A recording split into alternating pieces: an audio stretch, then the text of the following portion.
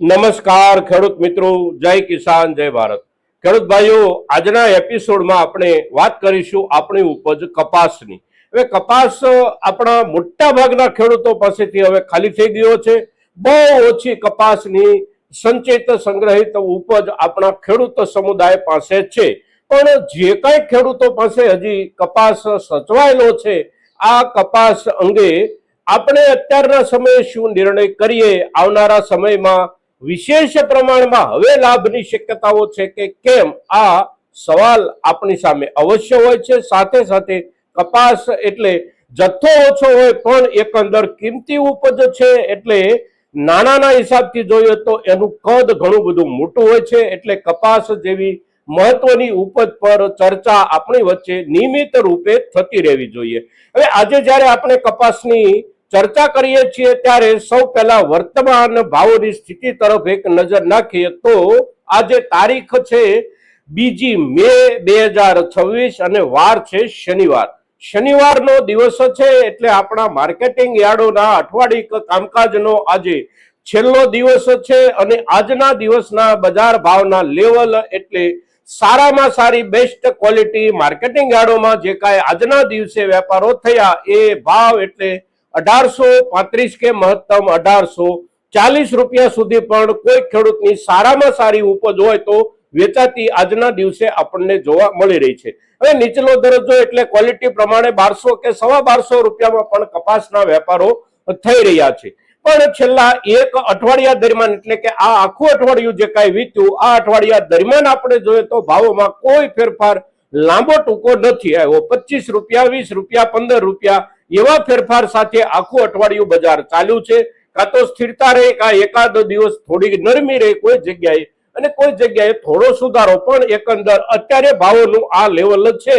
હવે આવનારા સમયમાં કપાસના બજાર ભાવની સ્થિતિ એકંદર વિશેષ સુધારા તરફ જાય, બજાર અહીંયા રોકાઈ જાય કે ઘટાડાની શક્યતાઓ કે સંભાવનાઓ, તો સૌ પહેલા આપણે ઘટાડાની શક્યતાઓ સંભાવનાઓ તરફ વિચારીએ તો અત્યારે બજારનું જે લેવલ છે આ લેવલ આકસ્મિક કારણોસર અહીં સુધી પહોંચેલું લેવલ છે। અને આકસ્મિક કારણો એટલે અમેરિકા, ઇઝરાયલ અને ઈરાન વચ્ચેના સંઘર્ષના પરિણામથી ઊભી થયેલી પરિસ્થિતિ અને એના કારણે કપાસના ભાવોમાં બનેલો સુધારો। હવે અત્યારે જે ભાવનું લેવલ એનું કારણ પણ આ છે અને આ જગ્યાએ ભાવો જળવાઈ રહે કે ભાવોમાં વધઘટ થાય એનું કારણ પણ અત્યારે ચાલી રહેલા યુદ્ધની સાથે જ સીધે સીધું જોડાઈ જાય છે। હવે જે યુદ્ધ અત્યારે ચાલી રહ્યું છે, આ યુદ્ધ છેલ્લા 3 અઠવાડિયા કે 4 અઠવાડિયાથી આપણે જોઈએ તો એકાદ 2 દિવસ 5 દિવસ માટે એવું લાગવા માંડે કે હવે યુદ્ધ રોકાઈ જશે, પણ ફરી પાછું કોઈને કોઈ નવા વિવાદ સાથે નવેસરથી યુદ્ધની પ્રક્રિયાઓ શરૂ થઈ જાય છે અને અત્યાર સુધી આપણે જોઈએ તો હજી એવી કોઈ પ્રગતિ નથી થઈ સમાધાનના મુદ્દા ઉપર કે હવે નજીકના દિવસોમાં આ યુદ્ધની અસર નીચેથી આખી દુનિયા બહાર આવી જાય। એટલે અત્યારે યુદ્ધ સ્થિર થઈ રહ્યું હોય એવો માહોલ જ્યારે થઈ ગયો છે ત્યારે આપણા કપાસના ભાવમાં નજીકના દિવસોમાં ઘટાડાની શક્યતાઓ સંભાવનાઓ આ કારણે બહુ ઓછી છે। બીજું એક કારણ ઘટાડાની શક્યતાઓ ઓછી હોવાનું એ ડોલર સામે રોજે રોજ ઘટી રહેલો રૂપિયો, અને ડોલરની સામે રૂપિયો અત્યારે છેલ્લા 2 દિવસથી આપણે જોઈએ તો 95 થી પણ આગળ વધી ગયો છે। ત્યારે આયાત ખર્ચની જે કાંઈ વ્યવસ્થાઓ હોય એ રોજે રોજ ખર્ચાળ થતી જઈ રહી છે। વધારાની શક્યતાઓ કેટલી, સંભાવનાઓ કેટલી, તો યુદ્ધ કેટલું આગળ જતા ભીષણ સ્વરૂપ ધારણ કરી શકે છે એના આધારે આપણા કપાસના ભાવોમાં વધારાની સંભાવનાઓ બને છે। અને વધારાની સંભાવનાઓ સાથે હવે જોડાઈ જતું એક બીજું કારણ એટલે વાવેતરનો નજીક આવી રહેલો સમય। મે મહિનાની શરૂઆત થઈ ગઈ છે, એટલે આપણા ગુજરાતમાં પણ અને આંધ્ર તેલંગાણા કહીએ કે બાકીના કોઈ પણ રાજ્યો કહીએ, આગોતરા કપાસના વાવેતરની શરૂઆત લગભગ મે મહિનાના પાછળના અઠવાડિયાથી દરેક જગ્યાએ શરૂ થઈ જાય છે।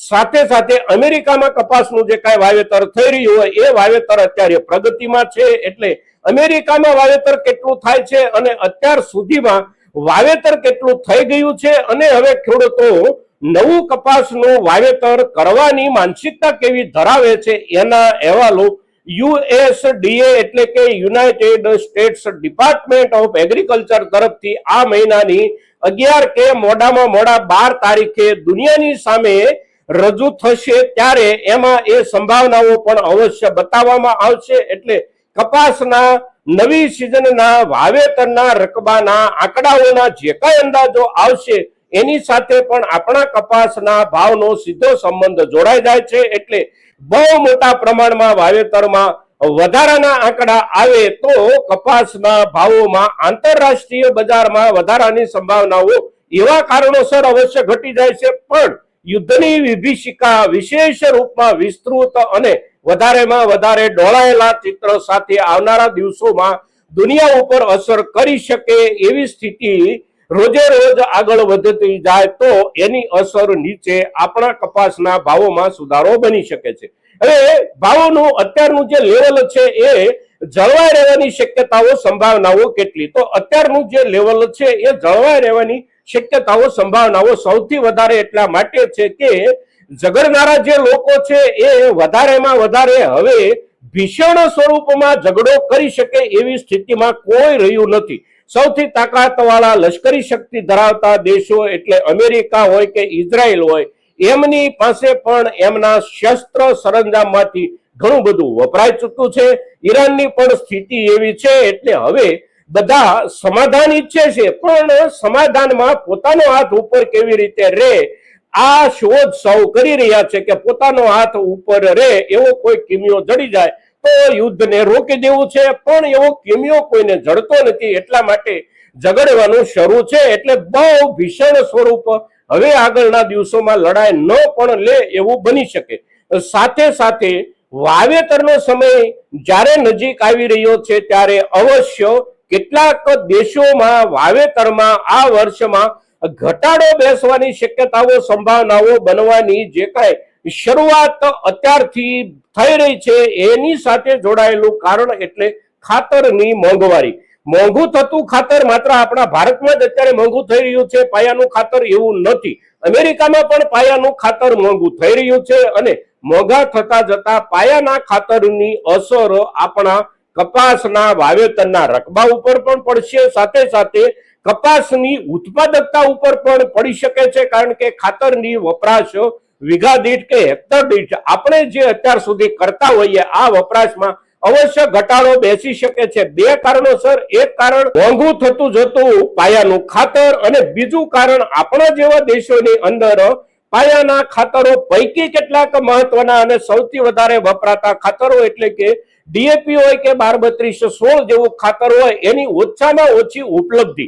અત્યારના સમયે આપણે જોઈએ તો આપણી જરૂરિયાત કરતા અડધું ખાતર પણ આપણને ન મળી રહ્યું હોય. કેટલાક વિસ્તારોમાં આવી સ્થિતિ જ્યારે છે ત્યારે ખાતરની ઉપલબ્ધિ અને ખાતરના વધતા ભાવો આ બંનેની અસર નીચે કપાસના વાવેતરના રકબામાં પણ સામાન્ય રૂપમાં ઘટાડો બેસી શકે છે. સાથે સાથે જે વાવેતર થાય એ વાવેતરમાંથી સારામાં સારું ને વધારેમાં વધારે ઉત્પાદન મળી શકે એ હેતુથી પાયો ખાતર દ્વારા મજબૂત કરવાની આપણી ખેડૂતોની જે પ્રક્રિયા હોય એ પ્રક્રિયા પણ અવશ્ય બ્રેક થશે.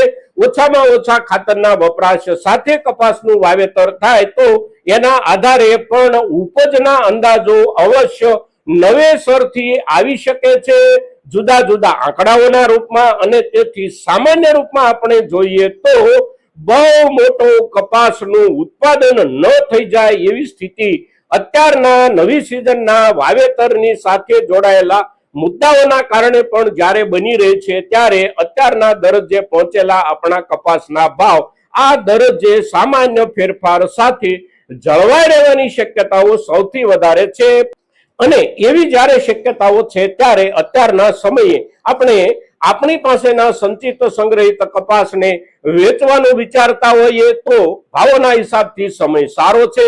થોડા દિવસો રોકવાનું વિચારતા હોઈએ તો બહુ મોટો ઘટાડો પડી જાય એવી શક્યતાઓ સંભાવનાઓ ઓછી છે. સાથે સાથે યુદ્ધની વિભીષિકા થોડું વધારે વિકરાળ સ્વરૂપ ધારણ કરે સામે ડોલર સામે રૂપિયામાં જે કાંઈ ઘસારો પડી રહ્યો છે આ ઘસારો હજી પણ આગળ વધે તો અવશ્ય ભાવોમાં સુધારો થવાની પણ શક્યતાઓ બને છે. પણ આ બધા આકસ્મિક કારણો છે, કોઈ સ્થાયી કારણ નથી.